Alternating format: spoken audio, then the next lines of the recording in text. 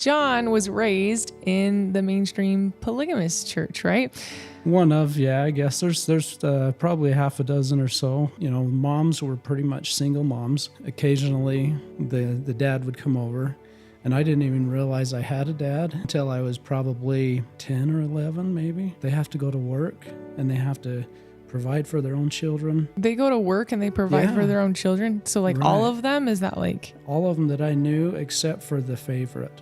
So the favorite would usually be the one that would stay home and she would manage her own house. Nowadays, it's not nearly so important for the boys because they realize you can't maintain this situation with all the boys. The boys can't all get married. But with the girls, it's super highly stressed. They're really, really important. You've got to find your place in marriage. So you really don't have like a ton of choice Not really. all throughout your life about anything. No. Everything was, go through this process and this chain of command to do anything you wanted to do. So the women don't really have too much of a voice. No. Okay.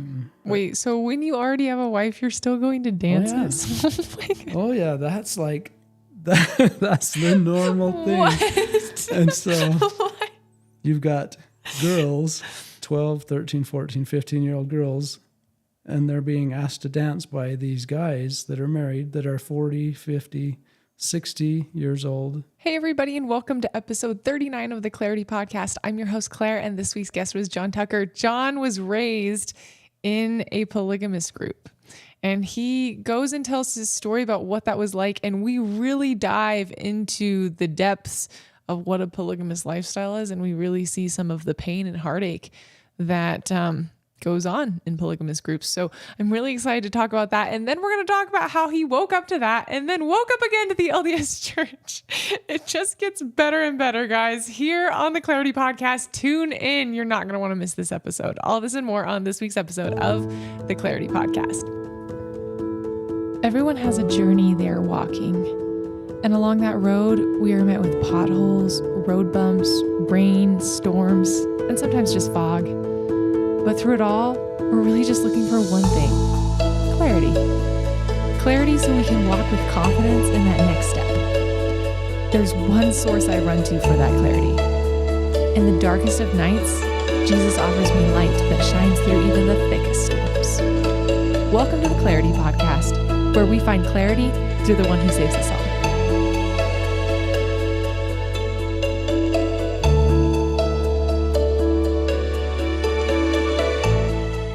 Hey everybody, and welcome to episode 39 of the Clarity Podcast. I'm your host Claire, and this week's guest is John Tucker. Welcome to the podcast, John. Thank you. I'm really glad to be here, and hopefully we can bring out the things that will help other people, kind of express my experience and help someone out. Yeah, thank you so much for being here. We're so excited to have you because John was raised in the mainstream polygamist church, right?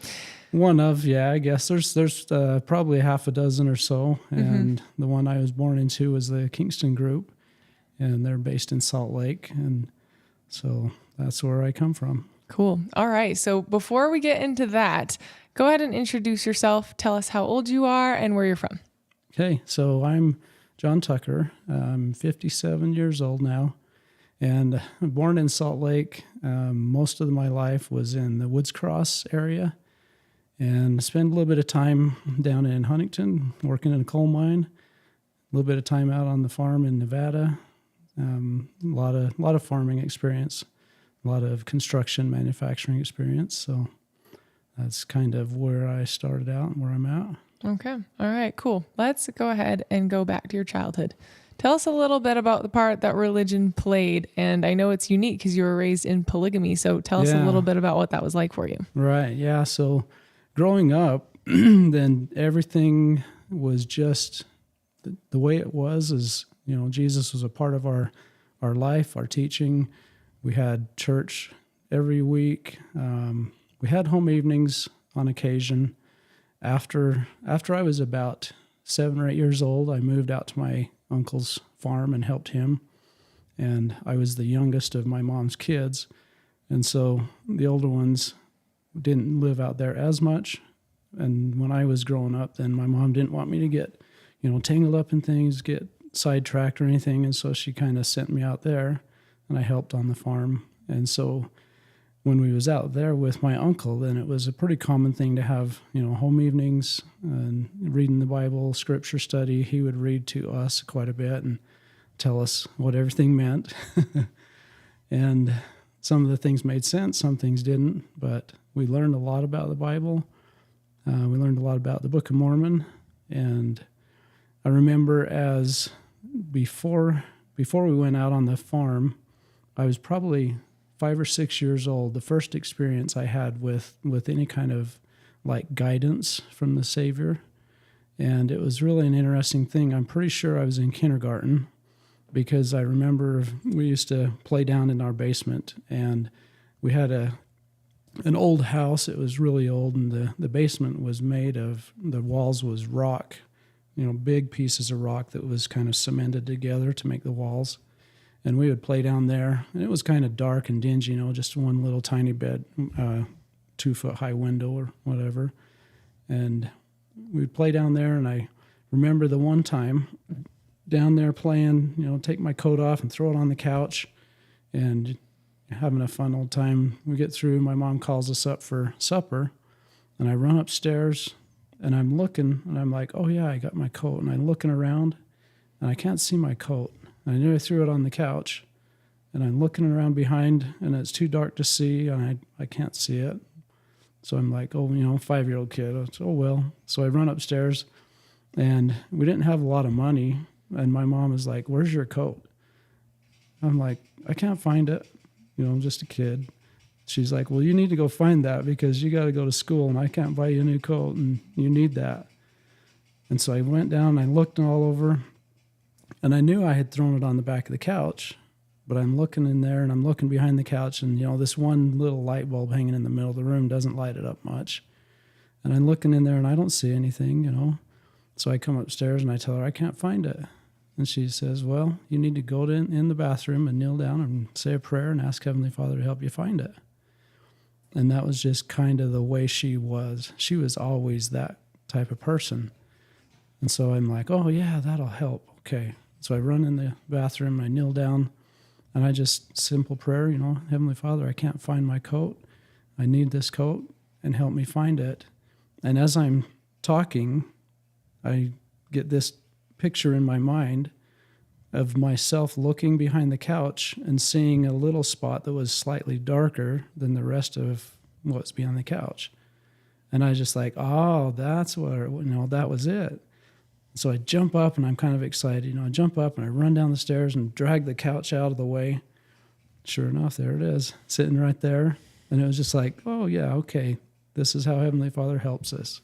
All right. So you had a connection with God from a very young age. Right, yeah. Yeah. Just from the beginning. And, probably listening to my older sister and my mom telling me my birth was actually a miraculous thing. And I think that connected me to the Lord from the very beginning.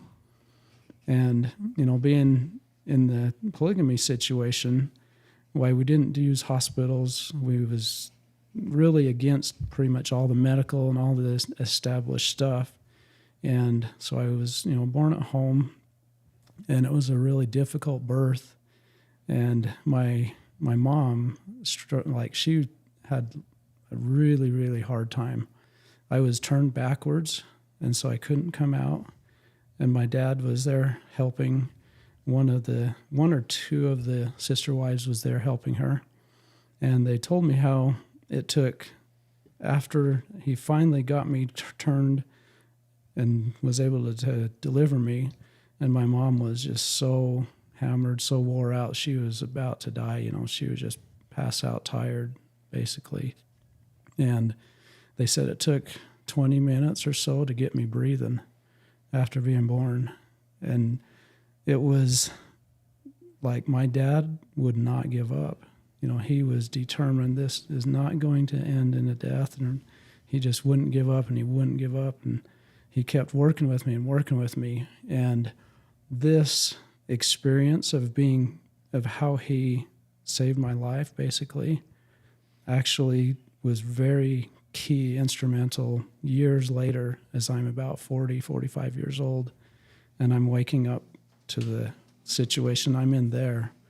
And so, we'll get into that as we get there, but that knowing that he would not give up on me was really key. Yeah. Later on. I think it's really amazing that faith and love have great power. And it sounds like that's what your dad was implementing so that you were born and there wasn't a death. And I think that's amazing. Yeah. Yeah.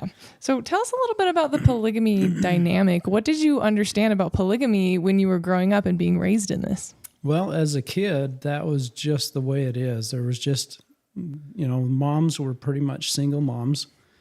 And occasionally the dad would come over.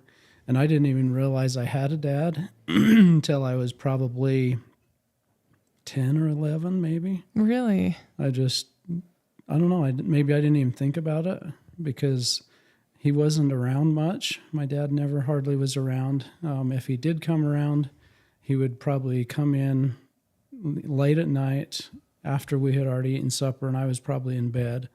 And then he would leave early in the morning, always really busy. He was the leader of our group. And so I didn't hardly ever see him. My mom was just another one of the wives. She wasn't the favorite, and so he didn't stay at our house very often. I could probably count on both hands, the number of times I remember of him being at our house. Did you feel like you lacked like a male role model in your life, like a father figure? Probably. I didn't really think much about it. I had 3 older brothers, and so I was the youngest in the family, and 3 sisters as well. And my oldest sister was the oldest in the family. She's 20 years older than me, and so she was kind of like a second mother to me. And my mom lived in the main floor, and she lived upstairs in the upstairs kind of an apartment in our house. And it was just the way it was. And occasionally her husband would come over more often than my dad would. And so he was more of a father figure to me all my life than what my own dad was. And it was just the way it is. I didn't really think about it until, 10, 12 years old and started wondering, now, wait a minute. My cousins, you guys have a dad that is around quite a bit. Mm-hmm. Is this my dad too? Or, what's the deal? And it was funny because my older cousin, he was 2 years older than me, and he was kind of an outgoing, real nice guy, real active. And he would, when I started asking these questions, he kind of looks at me like, what the heck, don't you know?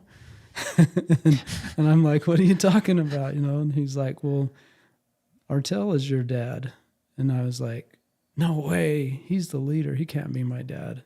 He's the guy up here on this pedestal that everybody thinks is next to God. So you didn't know who your dad was? I didn't even know who he was Wow. until about 10 or 11, 12 years old. Mm-hmm. And it was probably 10 years old is the age. Mm-hmm. And I was kind of like astounded that could be my dad, because I'm nobody. Mm-hmm. I don't, how could that kind of a person be my dad? Mm. And he's like, yeah, that's, you should know this, Mm-hmm. So carrying on into your teenage years, did you feel affected then when like you're kind of lacking a father male role model in your life? Did you feel like that was affecting your teenage years a little bit? Yeah, it did. And so when I was about 8 or 9 years old, then my mom moved from Salt Lake. We moved out onto the farm where my uncle was living, and we would help him. And so he kind of took that place as a father for me. And he would, we would get up at 4 o'clock in the morning and go move the water, feed the cows, milk the cows, take care of the calves, do all this chores and stuff. And so he kind of like just took me in. I lived in his house with his family, all of his kids. I mean, we had, probably 6 kids in this one bedroom. 3 sets of bunk beds, Yeah. And, we're all just living in there. A couple of, 2 or 3 of his families in this one house. And so I just thought, this is awesome. I got all kinds of friends, we got lots of cousins. And so that's the way it was. And as it it gets into our teenage years, we're growing up fast. We had responsibility right from the beginning, and we learned he taught us how to drive tractors on the farm, drive trucks. Probably the age of 10 years old, I was driving cars and trucks and tractors on the farm, doing all this stuff. And as I started growing up, as on my 13th birthday, we had been renting a new farm out in the Skull Valley area. And on my 13th birthday, 4 of us kids go out on the farm for the weekend to take over and run the farm while the guy that was taking care of it comes in to see the doctor. And, my older cousin is 15. He just turned 15. I just barely turned 13. And my next cousin was 12, and my nephew was 10 years old. We go out on the farm, we're going to run this farm for the weekend with no parents. Whoa. They're going to leave us there, and we're going to take care of it for the weekend, And how did that go? It was really, really an interesting experience, because it's out in the Skull Valley area, and it's bordering the Indian reservation. And so on the south side of us is the Indian reservation, about a mile away from the house. And as driving out there, and my uncle loved John Wayne movies, westerns, and so he's telling us, yeah, you guys are right next to the Indian reservation, and you can't be, running off in the car, in the truck, and the farm has a truck, but you're not allowed to drive it, and you're not allowed to go over to the Indian reservation or nothing like that. And so us teenage kids are, in our mind, we're thinking bows and arrows, cowboys and Indians, all kinds of this stuff. Mm-hmm. And so we get out there, and he shows us all around. The ranch foreman, he shows us, okay, here's the tractor, here's how you start it, here's what you need to do to take care of the cows, feed this much grain, milk the cows at this time, so forth. And so we go in the house and get all of our stuff situated, and we go do the evening chores. And it's March, so it gets dark early, it's cold. We got a flashlight to go with us when because it gets dark, and so we go out and we go do the chores. My uncle heads back to Salt Lake with the ranch foreman, and we're here alone, we go do everything, get it all done. And we get back in the house, and we're just talking with each other, and we're like, man, this is so cool. We're grown-ups now. We're officially, able to do something on our own, no parents. And it was pretty funny, we talking on, gets kind of late, okay, we got to set the alarm, and we had a little alarm clock, whatever. Got to set the alarm because we got to get up at 6 o'clock and do the chores again. And now it's about 9 o'clock. We get to lay out our sleeping bags on the front room floor. Turn the lights off, and we're sitting there talking with each other, and we notice there's a light shining in the window, and we're like, what the heck is that? In the window to the east and the south, and we're looking over there and like, what? We're in the middle of nowhere. Who's shining a light in our window? And so we start thinking, and we're like, it must be the Indians. They're coming to scalp us or something, And we're, 4 teenage kids now. We're talking about it, and we're sitting there, go out there and look out. No, I'm not going out. You go out. And it was like we were terrified, and yet at the same time, we're like, what in the heck is going on, And apparently, we must have talked until we just fell asleep. So you never found out what it was? So we wake up in the morning, and it, alarm goes off, jump up, turn the lights on, and we'd kind of forgotten about it.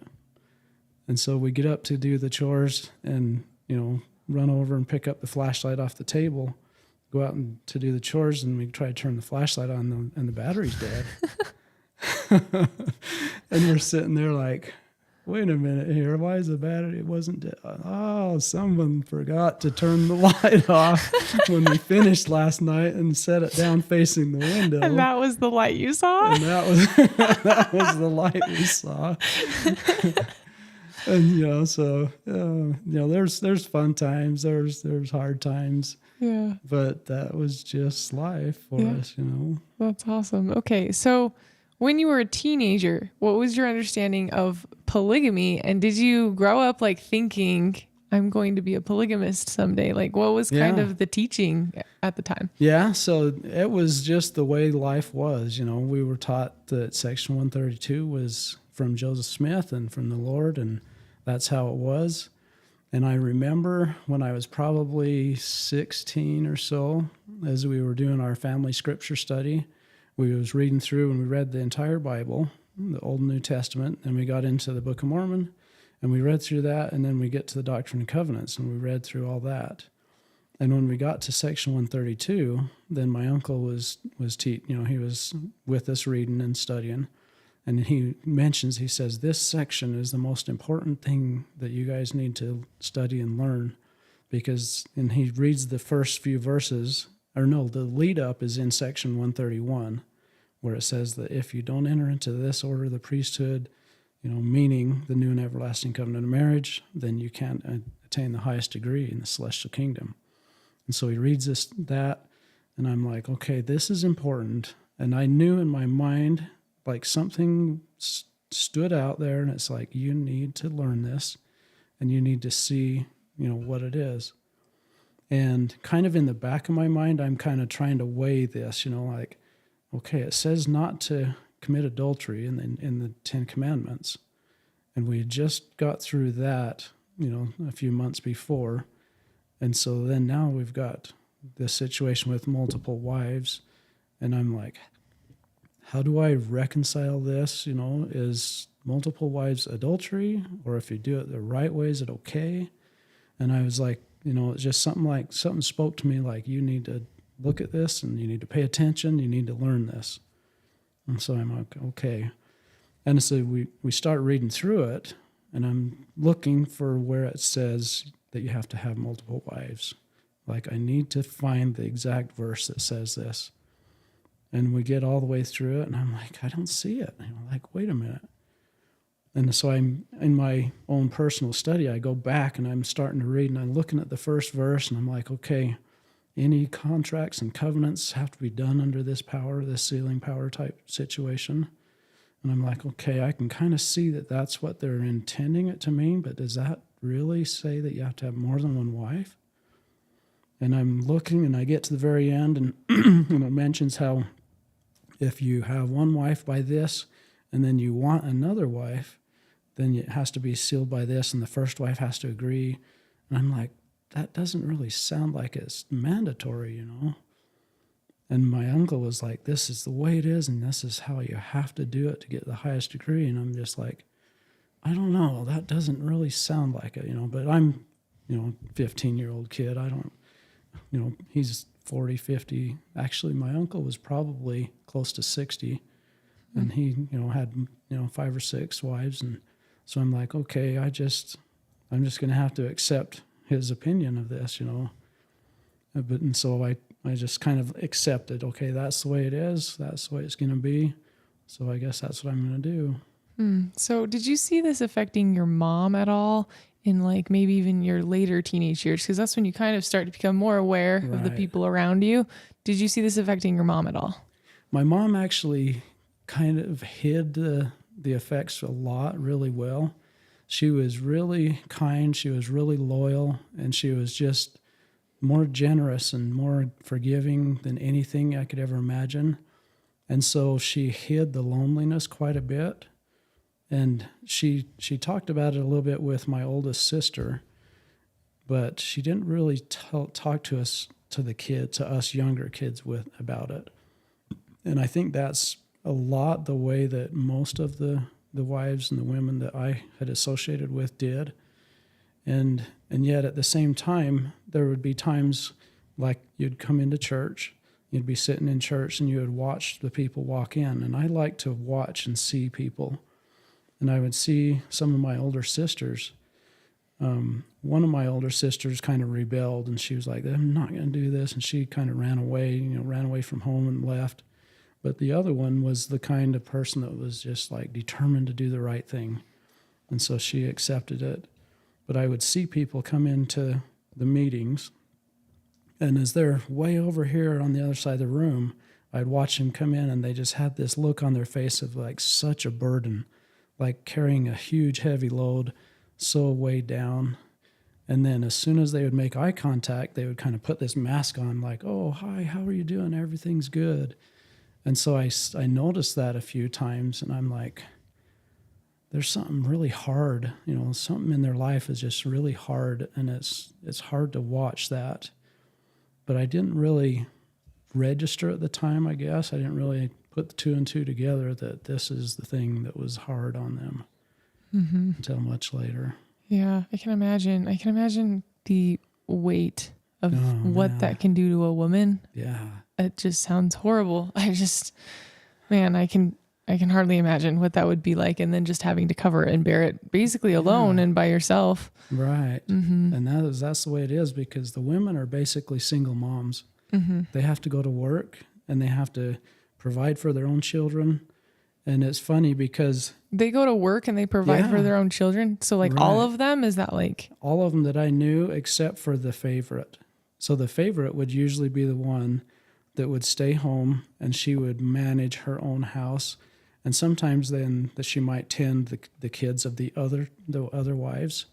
Or if the kids were going to school, when they would come home from school, then they would all go to her house, and she would take care of them until the other moms got off work. Wow. And they used Isaiah 4, verse 1 as the justification. Because it literally says 7 women will cling to one man for his name, and they will do their own bread, their own clothing, and this and that. And so was he only providing for the favorite wife then? He's not providing for the other wives? Mostly. I think he provided housing for most of the wives. Okay. And that was for sure how my uncle did. I didn't really see the finances or the way my dad did things, because I was living with my uncle instead. But I know that my uncle always provided a house, and then he would take care of his wives more than my dad would.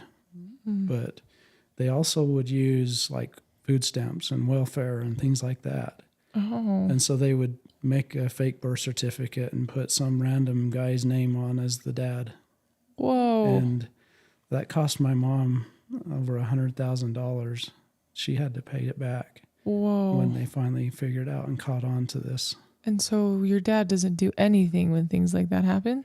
He helped some. Okay. And he might have been a significant contributor to pay a lot of that back, but I know that she worked and worked and worked trying to pay that off. Wow. Toward the end of her life. Wow, that's really hard, really heavy. So did you see this lifestyle affecting your sisters at all? And like, what's the response from your sisters when they're learning you're going to have multiple wives in your marriage someday? Like, what did you see in that department? It was interesting because so I have the very oldest is the oldest in the family, and she had already married into this situation when I was just really young. And so she was just kind of there already. But then I had 3 brothers and then 2 more sisters right above me, right older than me. And the one sister was the one that would always want to do the things that's right, always trying to do the very best. The other one was kind of rebellious, and so I kind of saw both sides. One of them was determined to fit in, and she marries into it. And the other one was like, there's no way I'm going to do that. And she left home and ran away. And so we all thought, oh, she's so rebellious, she's doing the wrong thing. She's the one that's being bad. And we kind of looked down on her, kind of rejecting, go ahead and run away and do your thing, And yet she's the one that was right. Yeah. And, oh my word. And it just breaks your heart to see what she went through. Yeah. Yeah, for sure. So when your sister got married, did she marry someone who already had wives? Like, and so that's just normal? Yeah, she married my half brother. Okay. And the son of the favorite wife. And so he is the one that's now the leader. Okay. And she's, still sticking in there, still living the life and doing her thing with him. Wow. That's got to be so hard. Holy cow.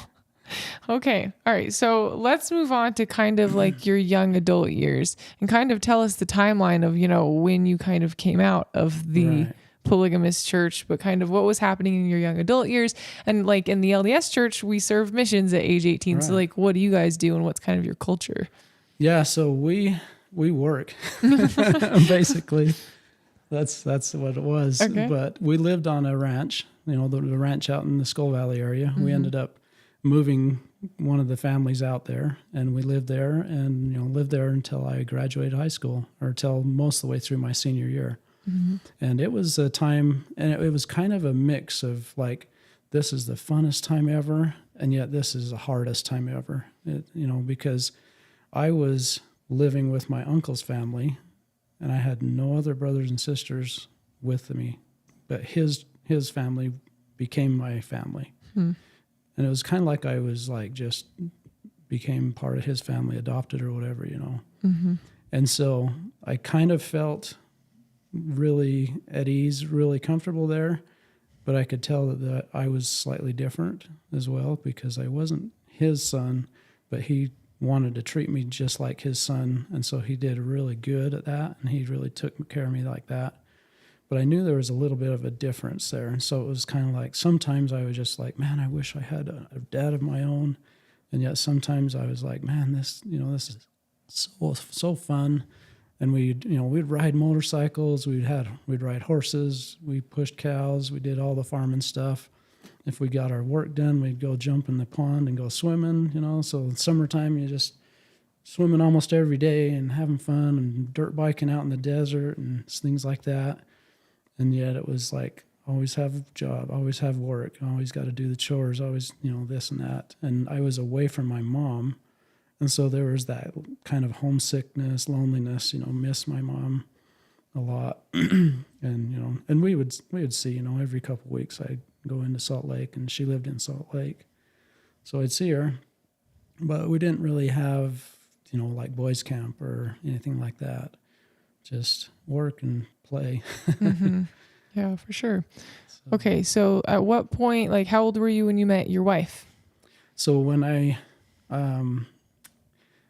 met my wife a lot later, and after I graduated from high school, then I'm, trying to figure out my life. I want to get married because marriage is really, really important in our group. Or nowadays, it's not nearly so important for the boys, because they realize you can't maintain this situation with all the boys. The boys can't all get married. But with the girls, it's super highly stressed. They're really, really important. You've got to find your place in marriage. Whoa. Okay. So what do all the extra boys do? What? Yeah. What do they do? This is kind of crazy, because it's like, I don't know if you've heard of the phrase, the Lost Boys. It's kind of a situation like that. And that is more an FLDS thing, because the FLDS are like, okay, anyone that is rebellious of any hint of rebellion, they just like, okay, kick you guys out because you're surplus anyways. If you're not willing to work and provide and do things, then you just get lost. But in our group, it was more like, okay, we're going to try and work with them. And it's probably different now than it was in my growing up years. But it was like, okay, we got to work with them. We're going to try and help them to find a place. And kind of the hint was, look around outside at school and try and bring someone else in. Find a spouse outside. So like find a girl who wants to be a monogamist and make her a polygamist. And then bring her in and teach her Section 132, basically, And like, did that work? There was a few, yeah. Oh my goodness. Yeah, there was. And then also like associate with some of the other fundamentalist groups and try and steal their women from them, or their girls. Whoa. So how come, like, okay, in my mind, I'm not a polygamist, but in my mind, I'd be like looking for a guy who doesn't already have multiple wives. So like, how come they couldn't find a wife? Like, is it better to marry someone who already has wives? Well, yeah, because you have to be part of a polygamous situation, a plural wife situation, in order to get into heaven, the highest degree. Okay. And so there was probably a significant portion of the women that didn't want to be the second or third or fourth wife. They wanted to be the first. But then there's also some that's like, I don't want to be the first because I don't want to be, have my heart broken by someone else coming in. I want to be the one that comes in and joins. So that it's so weird. Everybody's probably different, but it was just like, That is so oh my heartbreaking. word, yeah. Oh my goodness, that is so heartbreaking. Dating is hard enough. I cannot imagine like just the mental damage that can do to a girl while she's trying to like figure out how to have a family. Right. Holy cow. And it's pushed on them really, really young. You've got to figure this out. If you're 16 and you're not either married, engaged, or getting ready to be, something's wrong. And almost nobody 16. makes it to 18 without being married. Whoa. Okay. I thought I had it bad when I was 24 and still single in the LDS church. I didn't have it that bad. Yeah. Oh my goodness. Okay.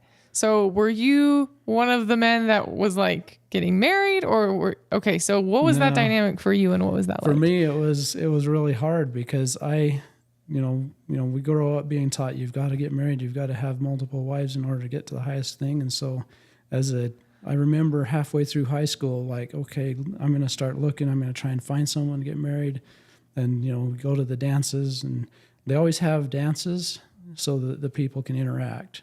Because you're not allowed to date, you're not allowed to hold hands, you're not allowed to do all these things. Okay, this is a good question. What is like the dating and courtship model? Like, what does that even look like? If you're single and then if you already have wives, what does that look like? There's no difference if you're single or if you already have a wife. Oh my word.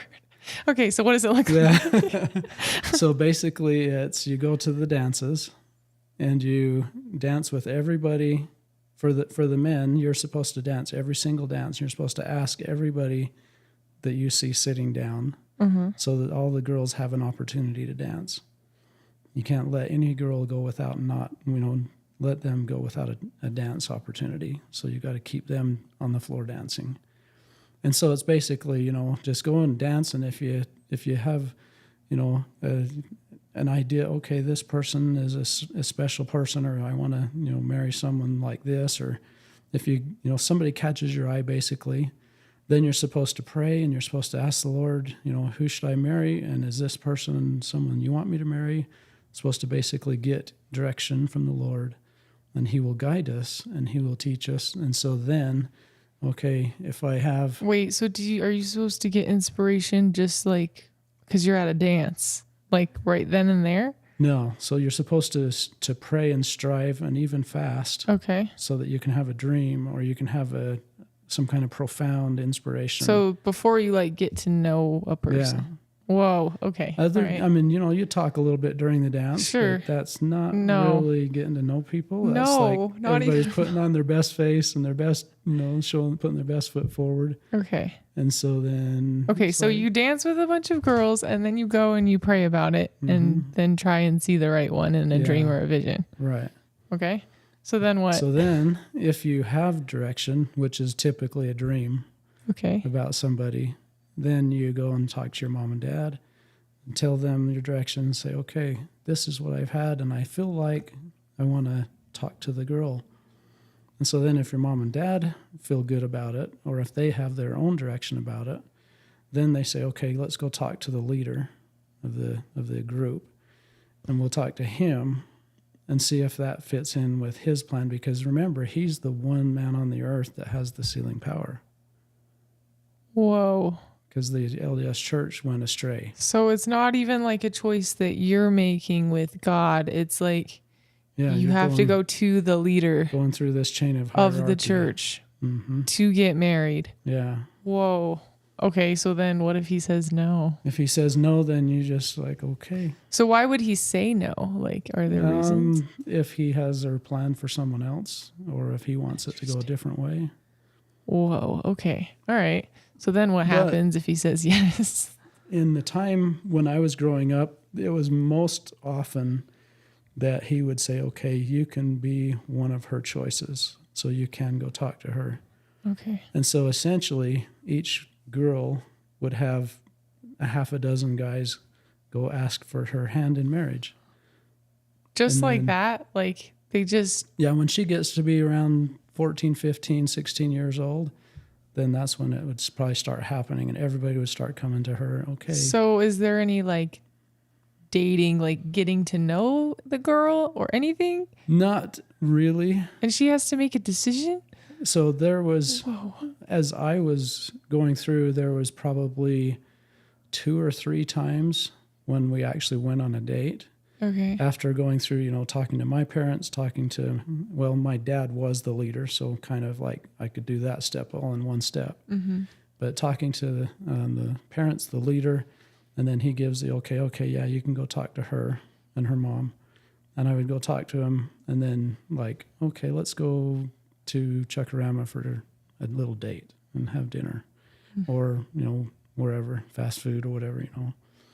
And so we would go on a date, and we'd kind of sit down and eat and try to figure out something to talk about because we didn't know each other, and we're like trying to kind of get to know each other a little bit. And basically it was like, well, I had this dream about you, and this is the direction that I think, and this is why I think I should marry you. What do you think about it? Like on the first date? On the first date. Yeah. This is so stressful. Oh my goodness. Like, And it was awkward. It was like, it was so hard. how does she know who to choose? Does she have to have a dream too? Or? Yeah. And Okay. so she would kind of like get all of these proposals, and then she would go and pray and fast about it, and mostly talk to her parents. And just after one date. That's it? There could possibly be multiple dates if, things kind of started moving forward, Okay. but I didn't ever get that far.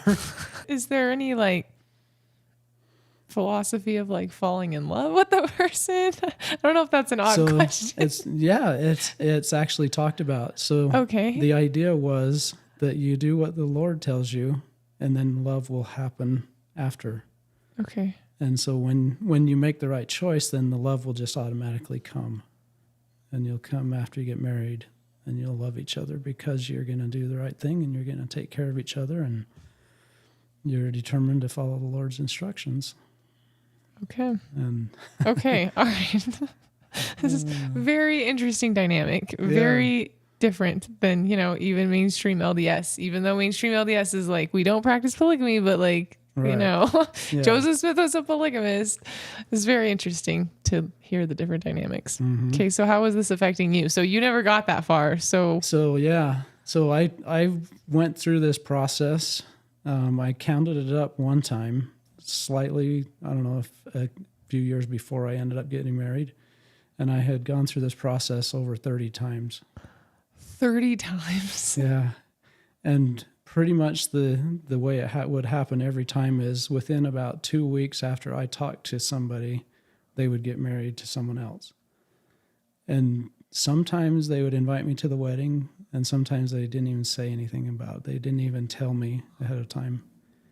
And so we would go to another dance, and I would be dancing with them, and how's it going? What do you think? And they're like, well, I got married last week. And it was like, oh, okay. Whoa. So were you ever like developing feelings for any of these girls? So was it just like, did it feel like rejection over and over? Right. Yeah. This is so awful. I'm so sorry. It was really hard, It was like so heartbreaking so many times. Yeah, I can imagine. And it was funny because I would see this same type of situation with some of the other people, some of my other friends, other cousins and friends and stuff. And I would see some of them get discouraged, and they would rebel, and they would like, I am done. I'm getting out of here. I'm leaving. And so they would leave, and everybody that would see someone else leave would look at them like, oh, they failed. They couldn't handle it. They couldn't do the right thing. And in my heart, I'm like, I am never going to leave. I am always going to be faithful. Mm-hmm. And I'm never going to be mad at the guy that this girl marries because he's my brother. Wow. Like literally my half brother. Mm-hmm. And I didn't want to have hard feelings between me and my brother. Wow. And so I'm just like, okay, just have to let that go. Are there ever men that do develop those hard feelings between other men? Yeah, and you could see it, and I would see that, and it'd be not really often, maybe 1 or 2%, and they would get to where they would just leave, and they would abandon the gospel, abandon the Lord, and just throw everything away. Kind of is what we would interpret them as doing. Okay. All right. So, how did you eventually meet your wife? Yeah. So as I got to be older, how old is older? How old were you? So when I was 18, graduated high school, I worked for a year or so in Salt Lake, and then I moved down to Huntington and worked in the coal mine. And I worked there for 12 years, running equipment, doing all kinds of things. I had already been able to run farm equipment, so it just came natural. And so I learned all that. I did all kinds of things in the farm or in the coal mine. And there was times, I bet you there was half a dozen times when I was like that close to being killed. And things would happen and it would preserve my life. And I was like, oh man, the Lord saved me again. The Lord saved my life again and again and again. And so I'm like, this has to be right. This has to be the right path. I know I'm doing the right thing. And so I remember, it was funny, I remember talking with one of my cousins, my uncle's older boys. He was probably 3 or 4 years older than me. And we were driving around in the coal mine, doing our work. And he was telling me, he had been married for a while, and he was telling me, one day you're going to wake up and you're going to be married and you're going to have 2 or 3 kids, and you're going to look back on today and you're going to say, wow, it finally happened. It's like everything worked out. And I remember like, yeah, right. That's not going to happen for me because I've been trying so hard for so long. Yeah. Eventually, I, moved away from the coal mine, and I wanted to go help my uncle's family on the farm again. And so that's where I ended up meeting my wife. And she was younger than me. I think she's like 11 years younger than me. And so at the time that I moved out on the farm, then the farm was a big farm out in northern Nevada. It basically takes up almost the northeastern quarter of the state almost, about 1 million acres, 1.25 million acres or so on there. And it was divided into two main parts with the headquarters on each half. And she was living on the one half and I was living on the other half. So they had 2 different families of my uncle's families living there and running the farm. We'd work it together. If one place needed extra help one day, we would go help them, and then if we needed extra help, they would come and help us. And so she's living on one area and I'm living on the other area, and we kind of would, we'd see each other a little bit once in a while. And she was enough younger than me that I didn't really like, oh, okay, she's still a kid. She was like 16, Okay. And my uncle didn't like the idea of getting married before 18. And it was he was like the black sheep of the group. Mm-hmm. And yet he was the brother of the leader. And so people couldn't really chastise him about it. Right. And he would be like, that's not right to get married young. You've got to be 18 because these girls don't even know what they're doing. Mm-hmm. When you're 16, you have no idea what you're doing. No. And it's like... No, when you're 18, you have no idea what... I'm 27 and I still have no idea what I'm doing. And it's so... I have to thank the Lord for putting me with him, with his family, because he protected me from so much of the stuff that was happening with my dad's family. Mm. And I never got into the bad situations, the abuse and the neglect and the things that my dad's family was going through. So there was abusive situations that were going on. Is that pretty normal in polygamous communities? It is, yeah. Okay. It really is, because anybody that doesn't like the situation, they have hard feelings or anything, then it's like either the parents have to correct them, they have to make them do what's right, or they're going to lose their salvation. Oh my goodness. And so we are taught that our children are our responsibility. and we have to teach them the gospel. And if we don't teach them the gospel, then it's on us. And we're responsible for them not finding salvation. Did you ever have like wives rebelling and wanting to leave? There was a few, and you didn't see it very often because the pressure was so great to be loyal and to do what you're told, to follow the one above you. That was one of the laws, the law of one above another. Holy cow.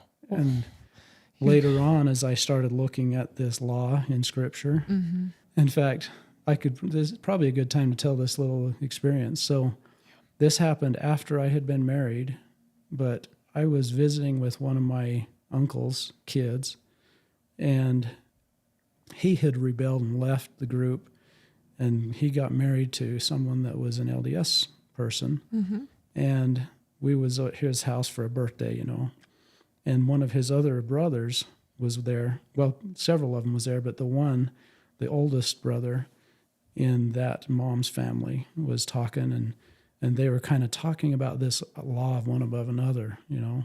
And I'd been kind of thinking in my mind, you know, how do I feel about this? Can you define the law one above another? Yeah. What does that mean? So the law of one above another is basically there's a chain of command that comes down from heaven. Okay. And it starts with God, goes to Jesus, goes to Joseph Smith, and then it goes to our current leader. Because the LDS Church had rebelled and gotten rid of polygamy, and so they lost all the authority. So now it's our leader. And then from our leader, it goes to the governing board of our organization, and then to the fathers, and then to the moms, and then to each kid.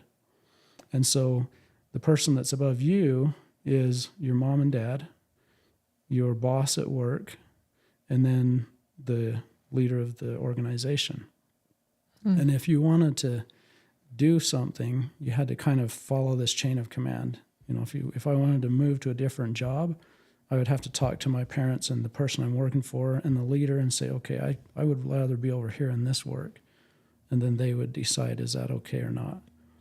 And you had to fit into this chain of command. So you really don't have like a ton of choice Not really. all throughout your life about anything. No. Wow. Everything was, you know, go through this process and this chain of command to do anything you wanted to do, you know, work, marriage, even if you wanted to go buy a car, you know, I needed a car to go to work. Okay, talk to mom and dad, talk to the leader. Can we get the money? Because we didn't have our own money in our own pockets or our own personal bank accounts either. The organization had its own banking system. We had basically like IOUs that we would write to one another. Okay, this person bought something from this person that cost this many dollars. We would write out a little slip and turn it in, and then they would transfer the money on the statement. Wow. Did you guys have a lot of interaction with the outside world, or did you mostly just stay? Mostly no. Okay, so you didn't really have too much interaction with anybody outside of the group. Right. Okay. Yeah, the group had a lot of businesses. We had a lot of companies and things that we would work for. Okay. And so we would just work for this business or that business or whatever, you know.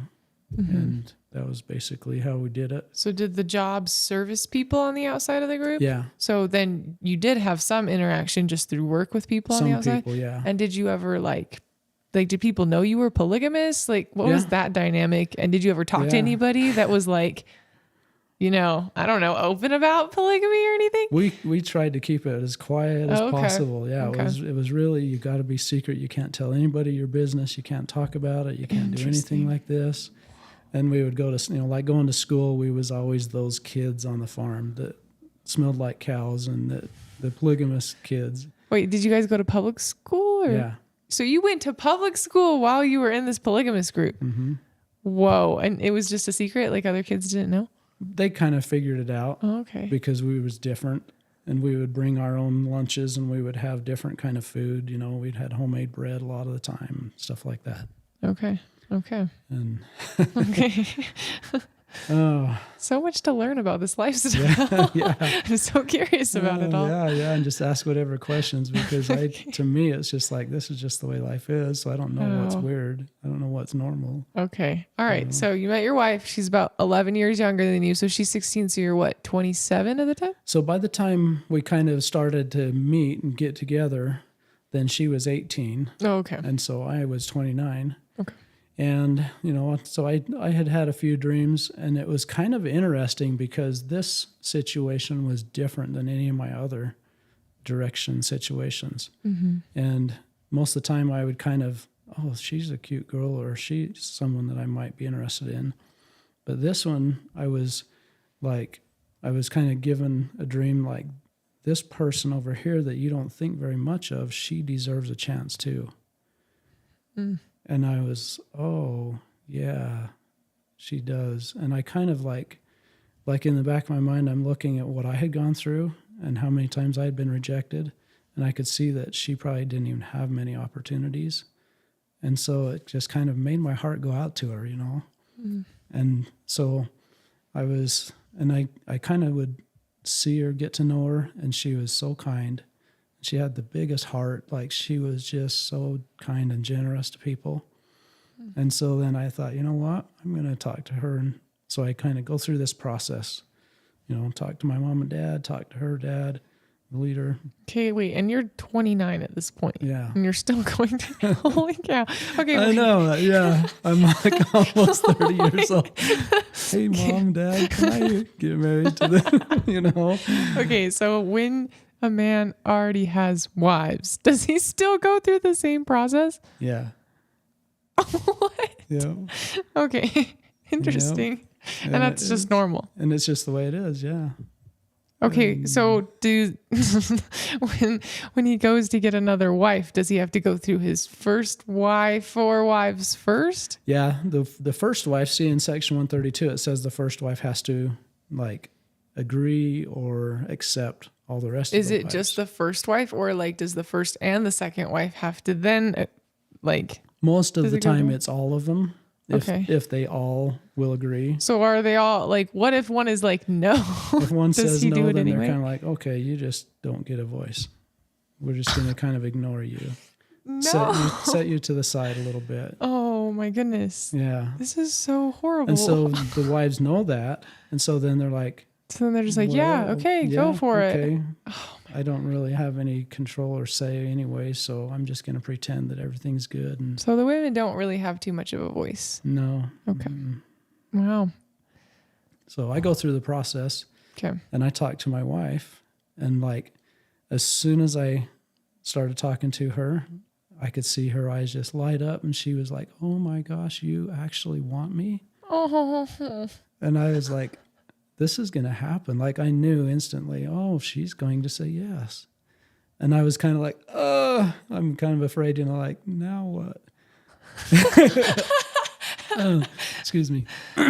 But, we talk and so we're, and we kind of had known each other a little bit, but she was always way younger than me growing up. Mm-hmm. And so I never really considered that, Mm-hmm. but now she's 19, or she was about to turn 19, and before we were getting married, she was going to be 19. Mm-hmm. So we talk about it, okay, yeah, this sounds pretty good. So did the age gap concern you at all? No, that's the normal thing. That's how it is, because in the polygamy situation, you don't have any kind of expectation of marrying someone your same age. Because you're marrying younger women, no matter what, right? the very first generation could probably marry close to their age, but then in order for them to have more wives, they have to take the younger wives too.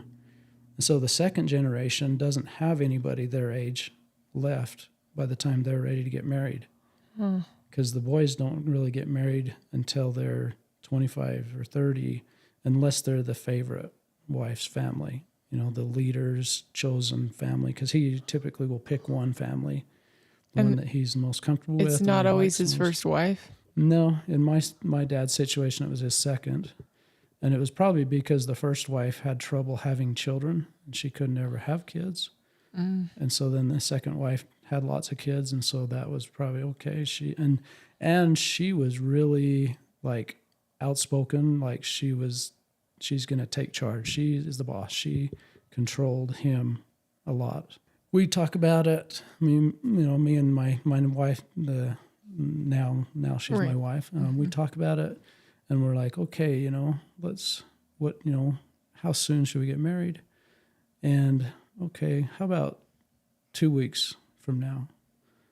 Okay, yeah, that sounds good. Let's get married in 2 weeks. And so we had a 2-week courtship.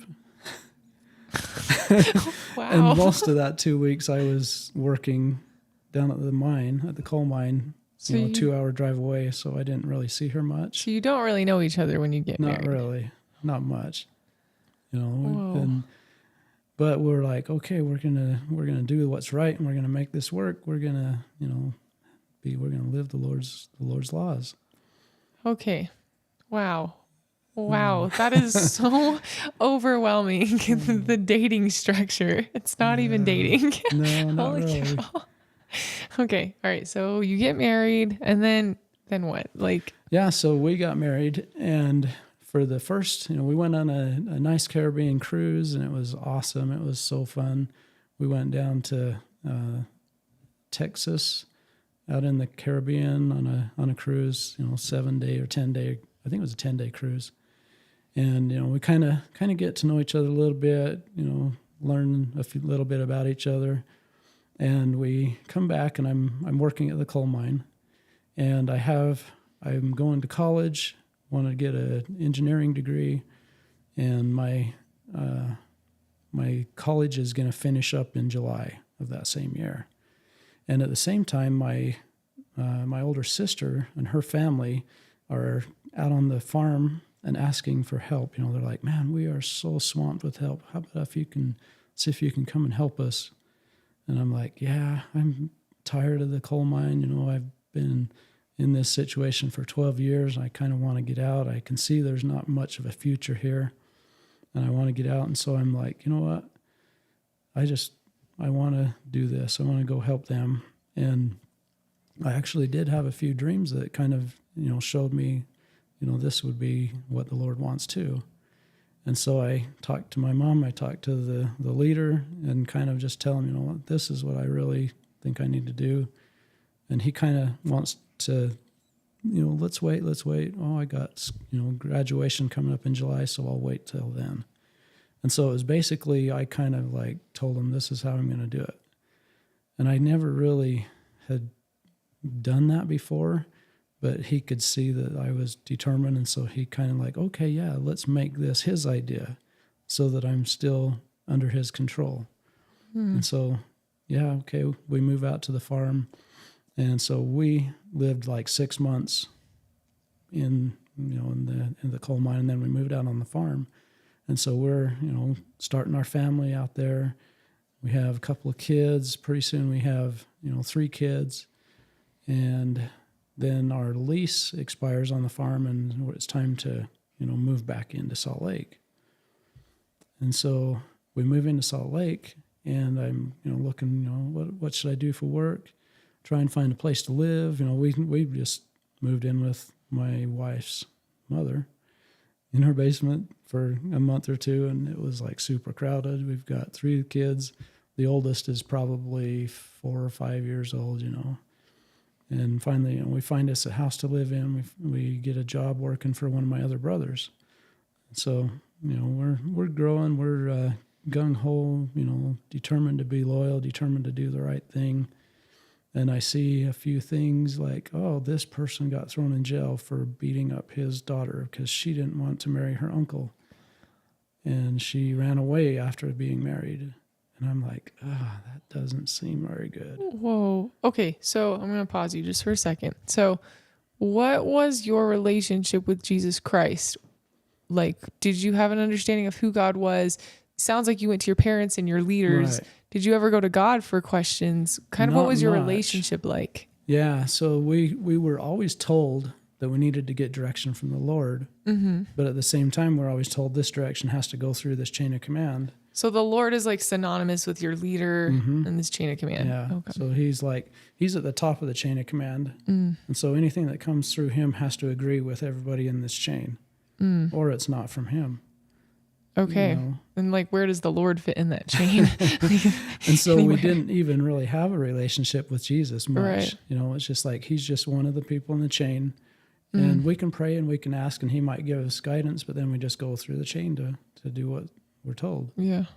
And so I didn't know much about it. And we didn't really ever talk about the atonement. We didn't ever really learn about what he actually did for us until I got into the LDS church. And then my eyes were like, oh my word, he did so much. So what did you understand that your purpose was before you were in, like, while you were in polygamy? Was it just to like get married and have children? Was that your purpose? Pretty much. Okay. Yeah, it was to build the kingdom of God on the earth. So what did that mean though? Which was just having children? Have a lot of kids. Okay. Work for the order businesses. Okay. Work for whoever the leader tells us to work for. And do everything we can to save as much money as we can so that the financial system gets more and more strong in the So group. that's what building the kingdom meant. Yeah. Whoa. It's basically a financial empire, and you've got to contribute everything you can, your time, your talents, all that you are or ever expect to be. This is one of the memory gems. And that's building the kingdom. Yeah. Holy and cow. we were taught these memory gems, and we would meditate 3 times a day. Every morning at 7 o'clock and at noon and at 7 p.m. we would meditate and we would focus our thoughts on this business is struggling, so they need extra help, or that business needs extra help, and we need to go work there. We need to dedicate, help out and focus all of our surplus money on that area. Whoa. So it's really just building an empire for money and gain. Yeah, for money and gain Wow. and power. And eventually we're going to fill the whole earth and everybody's going to be part of our system because we're just going to crowd them out because we're going to have so many kids that nobody else can grow as fast as we grow. Whoa. So this is what you were taught. Yeah. Wow. And it was very rare that anybody would ever come and join in with our group. Mm-hmm. Women was fairly often, but not men. In my whole life, I only remember of probably 2 or 3 men that came in and joined. But women, And women, it was like if someone was lucky enough to catch someone from the outside and bring them in, that was so awesome. how would they do that? Yeah, it was pretty rare, but I remember of probably a half a dozen during my, growing up years. And some of them was people that their parents had previously been in a fundamentalist group, and so they kind of knew a little bit about polygamy. They knew a little bit about it, and so they were willing to entertain the idea and come in and try it out. Wow. Okay. All right. So what happened next? You start to see, things so I going on. start seeing things. I start seeing my older brother that I'm working for gets thrown in jail for abusing his child, beating her almost to death. And I think he had a 5-year term that he ended up serving in jail. And another brother, his younger full brother, has the same thing. He gets thrown in jail for marrying his half-sister or half-niece or something like that. And we're kind of like, oh, these guys are sacrificing for us. They're the ones that are the martyrs. Whoa, really? Yeah. Wow. But in the back of my mind, I'm like, but he's not really a martyr. He was beating her. Yeah. And do we believe it? Because he says that she was on drugs and she was, sleeping around, and she says that never happened, and she was trying to get away from living with her uncle. Even so, And you I'm don't like, beat your daughter. Yeah. And Whoa. And it was interesting because my uncle that I grew up with would never do those kind of things. Mm-hmm. And, if a teenage boy was kind of rebellious, he would grab him and grab you by the back of the neck and stand you up and kick you in the butt or whatever and straighten you out.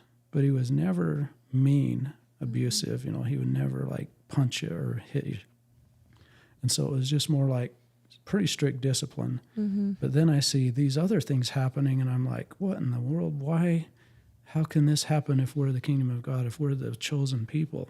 And so then, for that 5 or 6 year time period, this is kind of going through my head, and like, how do I settle this? How do I reconcile all this? But I'm kind of, okay, put this on my shelf too. Put this on the shelf. Put this on the shelf. And someday it'll make sense. Someday I'll understand. Maybe it never really happened the way they're saying. But for now, I'm just going to kind of close my eyes and just go along. And as I got to the end of this, time period where I was like, okay, there is definitely something wrong.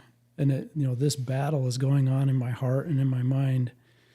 And it was almost like a constant battle, like kind of the leadership's got problems. This group has problems. We have problems, but I can't be the one that gives up. I am faithful to the Lord. I'm never going to give up on God, and so it was just a really, really strong battle. And I found myself praying a lot, asking the Lord, just whatever I need to do, just deliver me from this situation. I don't care what it is, whatever happens to happen, please help me. And I'm struggling too, because the situation we're raised in is we're going to make lower wages because we are building the kingdom. We're not going to take any more than we need. And I'm trying to pay off a house. I'm trying to support 4 kids. We had 4 kids at this point. And I'm trying to raise my family. I'm trying to pay off my house. I'm working, making $10 an hour. And I talked to my older brother, who's the boss of this business, talking to the leader, and I'm like, you know what, this is not working. I am never going to get this house paid off. And I kind of put the numbers together, the financial. It's going to take me this many years, and by the time I get halfway there, my car is going to be wore out, and I'm going to have to buy another car. And so there goes all this gain that I've been able to get out. And, so, okay, we'll raise you from $10 an hour to $13 an hour. And I'm like, that's still not okay, very good. That kind of helps a lot. And we'll give you all the, as many hours as you want, because we've got this great big contract. We're building a big mining equipment system for the coal mine that you used to work for. And we've got all this stuff going on. It's going to be great. And so I spent the year of 2007, and I probably put in 80 hours a week, probably, maybe 90 hours some weeks, the whole year. And I made like a grand total of like $35,000 for like 7 days a week most of the time. Oh my goodness. So 12, were you ever 14 home? hours days. So I would barely come home enough to like shower, eat, sleep for 4 or 5 hours, and back to work. So you had very little relationship with your wife and your children, and my kids, and that's just a norm. And I'm stressed, and and I've got this idea in my head. I have to make these kids do the right thing no matter what it takes. And so I'm kind of like really strict and really hard on them, and probably my wife too. I was probably a jerk, to be honest with you, trying to make them do what's right. Well, all this pressure is put on you Right. to build the kingdom or build the empire, but then you also have this family over here that naturally you have responsibilities to. Right. That you can't do that because you're too busy over here making money. Mm-hmm. That sounds very stressful. Yeah, Holy it cow. was very, very stressful. And, all the way through 2007 and 8, and then we have the 2008 crash, and it just wiped out that mining company. They went bankrupt. Whoa. And the company that I was working in a manufacturing, machine working, making parts and things for this mining system, and they go bankrupt. They owe us over $1 million in stuff we've already produced, and so it killed us too. And so we're like, okay, now what? And I could see everything just slowed way down. All the work slowed way down toward the end of 2008 into 2009. Things slow down. My older brother comes and he's like, we got to start looking for work on other places. Start getting online, see if you can find any other jobs, and start taking in business from other places to try and keep the doors open. And I'm like, okay. And there was more. I wasn't the only one working at the place. I was the manager.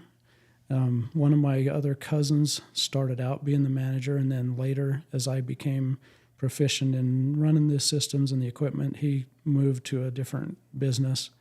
And so I was the manager, and I had half a dozen kids working for me, mostly, teenagers, 16, 17, 18-year-old kids.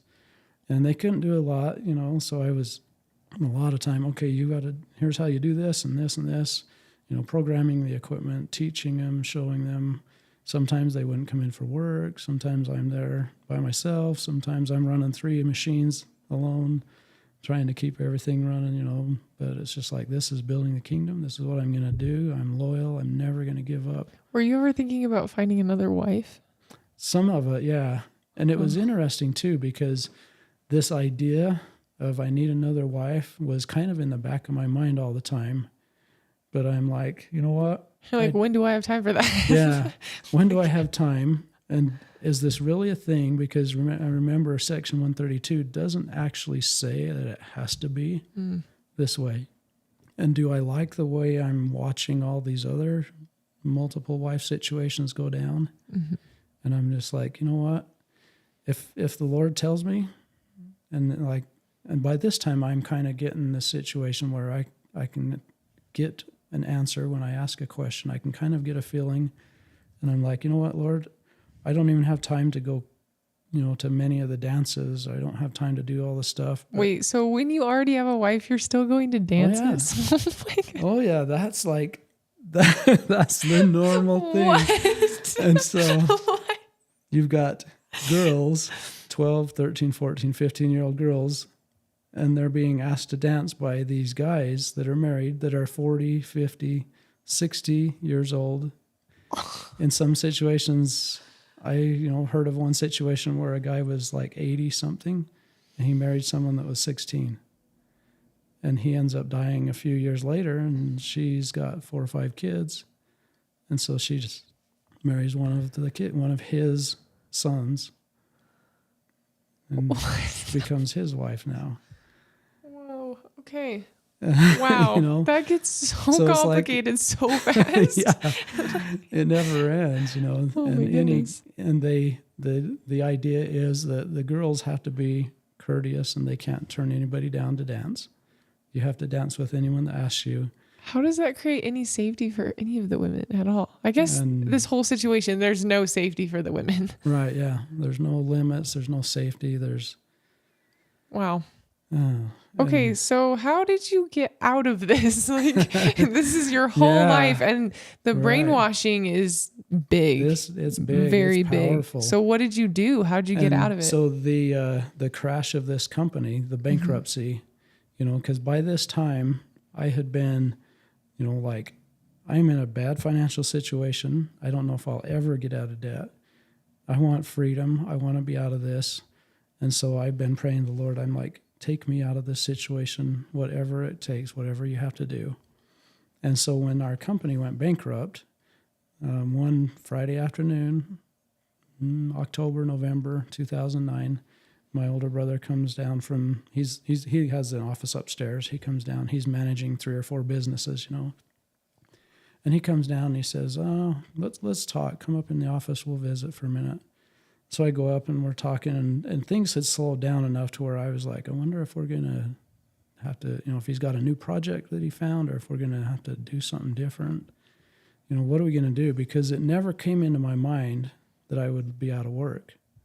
And he's like, well, come Monday, we don't have any work left for you. And I was like, what? It was like a slap across the face. Boom.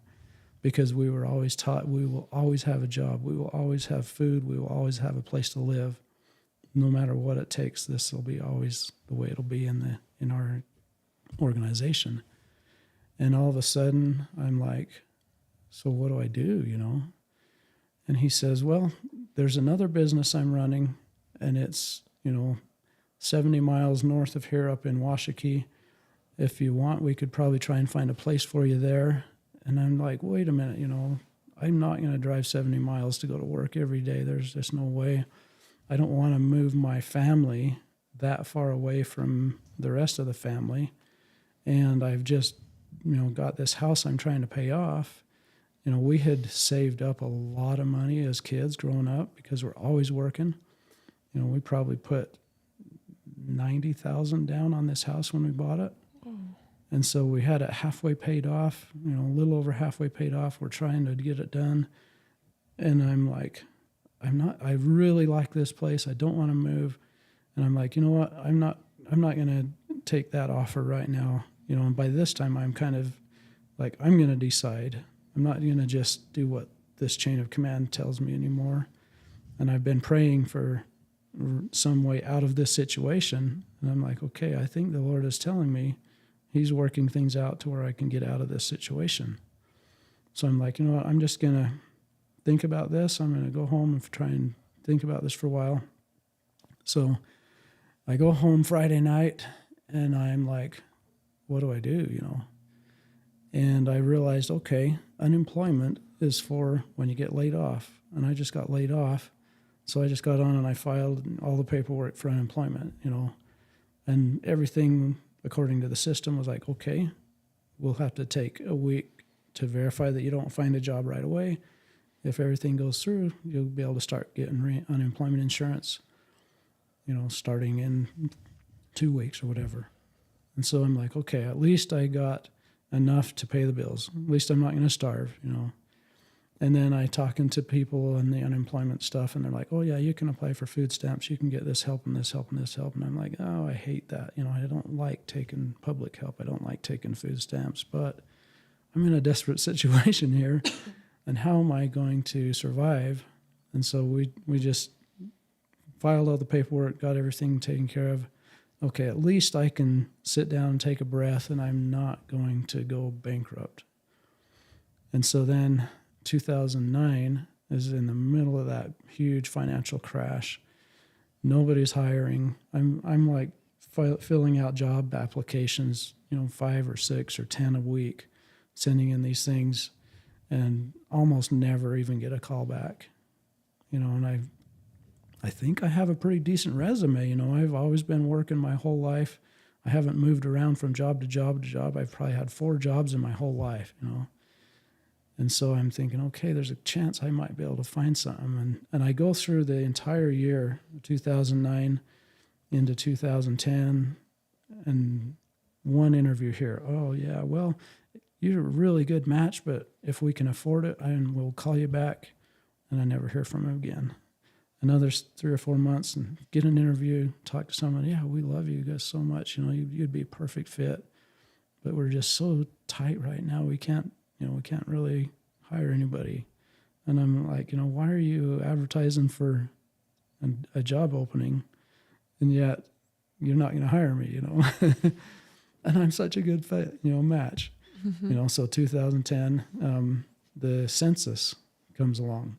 2010 is the census. So I'm like, okay, I jump in there, I file it, and oh yeah, we'll take you for that. So I worked doing the census work for most of 2010. And I'm kind of like, this is really breaking my mind, going through this, like my own brother laid me off. This is not the way it's supposed to be. And I'm pretty upset, I'm like, have I been a slave my whole life? This is where that tie back to my birth comes into play.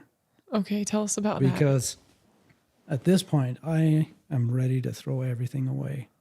I'm like, I am done with this.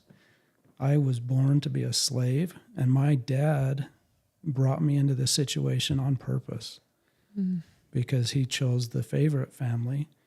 He put me as the slave to them to build their kingdom. He died. He's been dead for 20-something years, died in 87. And here, I can't talk to him. I can't ask him questions. I am so mad. And I'm finally seeing all the corruption is real. The abuse is real. All these things are really happening. And I am so done. I'm like ready to throw the whole thing out, the baby and all. I'm like, does God even exist? Is he even real? Has any of this ever been real?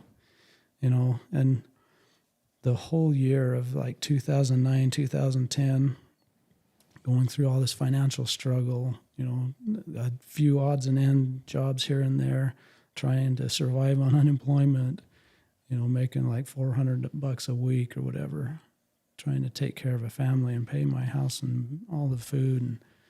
And I'm just so angry and so mad. And I finally one day my phone rings and it's my older brother I was working for. And he's asking me, why did you file for unemployment? This makes our unemployment insurance go up on our company. And it's costing us all this extra amount of money every month. And he's getting after me for filing unemployment and trying to support my family. You're like, I have no money. I'm like, oh my are goodness. you serious? Like, you really are asking me this right now? Right. And he's like, you need to go and you need to turn it off and you need to stop because this is not right and you don't qualify for it. And I was like, at this point, I'm like, I am done with you. And I'm like, let's go talk to a judge right now. We'll go to the unemployment judge or whatever, and I'll put my story out, and you can tell your side of the story, and we'll see what he says.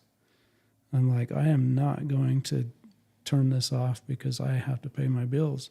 Mm-hmm. And he was like, no, we're not going to do that because we don't go to the law with our own brothers.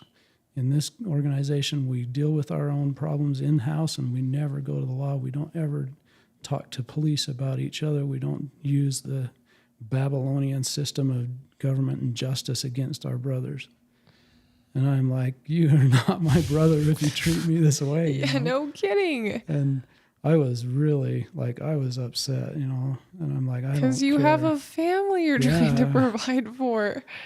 And, we talked on the phone for probably an hour, and he was trying to get me. And I'm like, I don't care what you're saying. We're going to go to a judge. If you have a problem with it, let's go. Like, I'm done right now. Mm.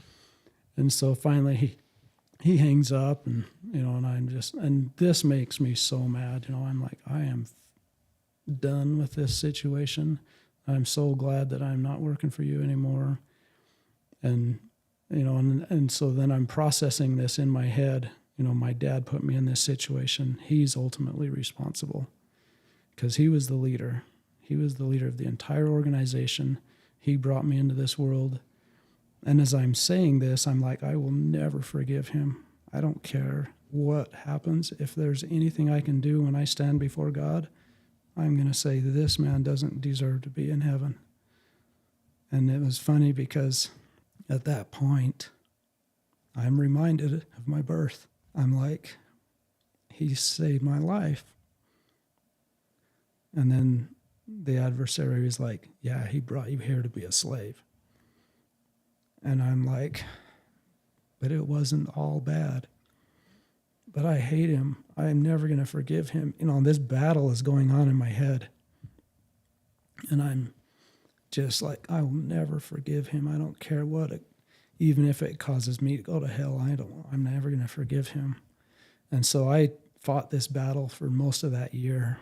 And every few weeks, the Spirit would be like whisper in my mind, it's like, you have to forgive him.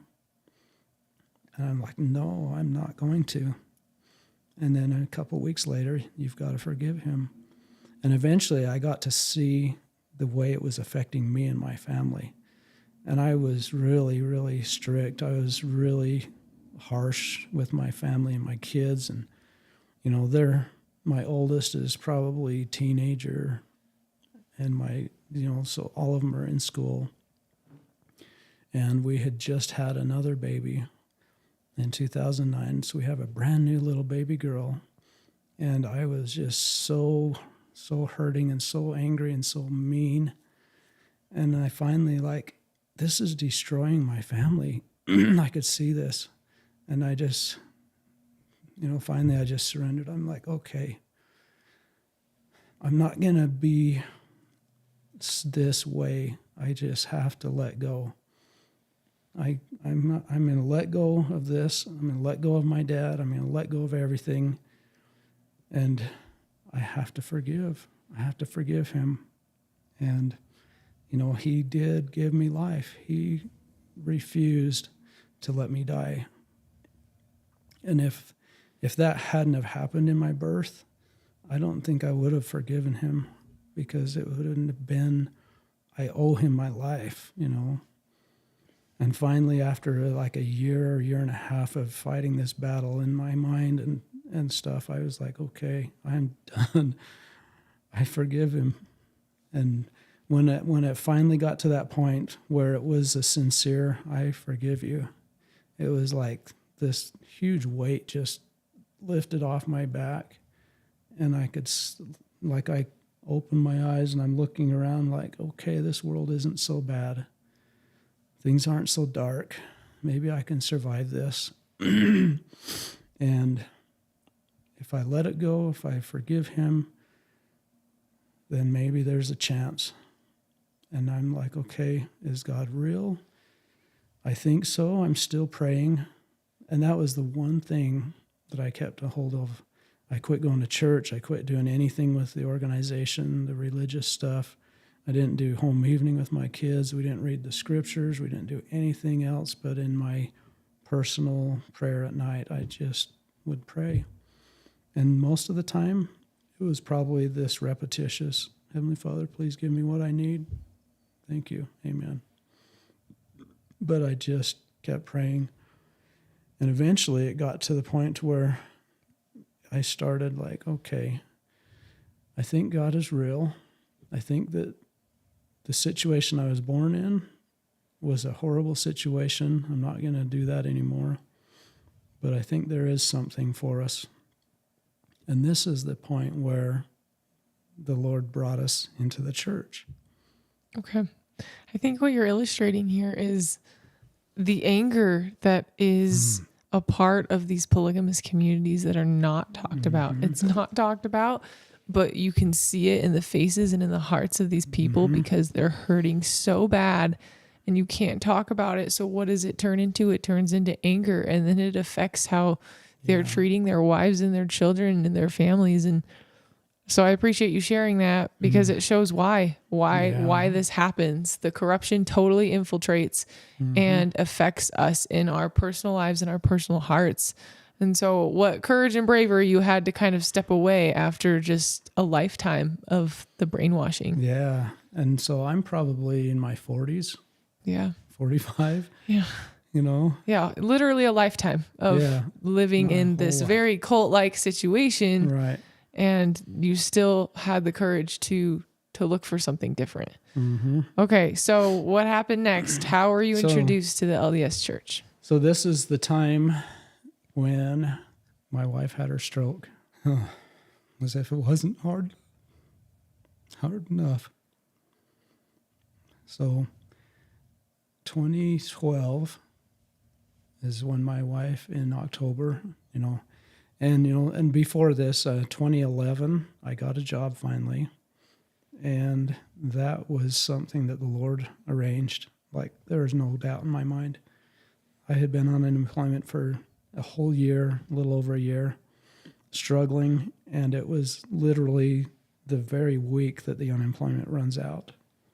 Like, I'm right down to the very end, and I get a phone call, and it's a guy that, I saw your application on the Utah Department of Workforce Services website, and I want to interview you for this job. And I'm like, oh my heck, I hope this is going to work. Like, I'm just begging, praying for help from the Lord. And so I go and interview, and the interview was amazing. We hit it off. Everything that I had been doing the past 6 years was exactly what I needed to qualify for that job. And my previous management experience in all these other businesses and life work was, okay, we need you to be a manager in this machining company, and you'll be doing mostly running a crew, a little bit of programming, which I had just learned on this last job. You'll be operating equipment. You might need to learn how to fix equipment, which I had been working in the coal mine fixing equipment. And so, like, everything was perfect. And so they're like, yeah, this looks really good. How about if we call you probably sometime in the next week, and we'll set up a time for a second interview. And so I'm like, oh, yeah, that would be awesome. And so I'm driving home I get like 10 minutes away, my phone rings again. Hey, can you come back tomorrow for another interview? It's the follow-up secondary interview. I'm like, you bet. Absolutely. So I go back, and they're like, we want to offer you a job, and we're going to start you out at $20 an hour, and you're going to do this and this and this.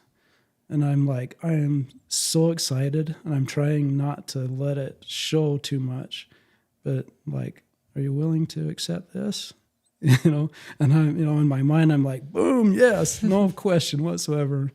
But I'm like, okay, yeah, that sounds pretty good. I think I will, trying to hold my excitement in, trying not to let them see how excited I am for this. Mm-hmm.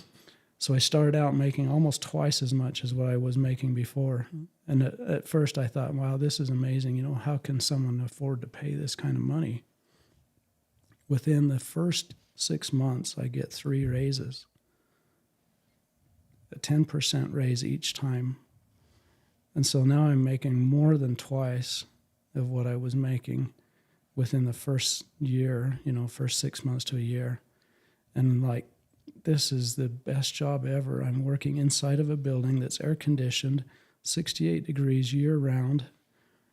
Summer, winter, doesn't matter. And I'm always inside. I'm always doing, fun things, working in aerospace, making all these awesome parts for airplanes and satellites and rockets and things like that. And man, it was like, boom, this job the Lord just handed it to me. Here you go. And because of living so paycheck to paycheck tight my whole life, I was able to save pretty much all of this extra money. So we, boom, boom, we're going to pay this house off real quick. Within probably a year or two, we had our house paid off. No more debt, I'm like, yeah, I'm like, this is God stepping in and giving me an amazing blessing. Mm-hmm. And so then 2012, boom, my wife has a stroke. And it was devastating. She passed out on the floor, unconscious. I call 911. The ambulance is coming, and I recognize the symptoms of a stroke. And so I'm like, I kind of knew instantly, this is probably what's happening. And so we go in the hospital, and she's in the hospital for over a month trying to recover from this. And my immediate family, actually my uncle's family, came in and took care of our kids. My older sister was amazing. She jumped in and watched the kids while I was in the hospital with my wife. One of her boys comes in and they rip out this old gross carpet out of our living room, and they replace our floor with hardwood floor. I am just overwhelmed, this is amazing. And my neighbors around, we're in a highly LDS ward, and most of the people are LDS. We're not LDS, but they come in, they fill up our cupboard, our fridge, our pantry with food.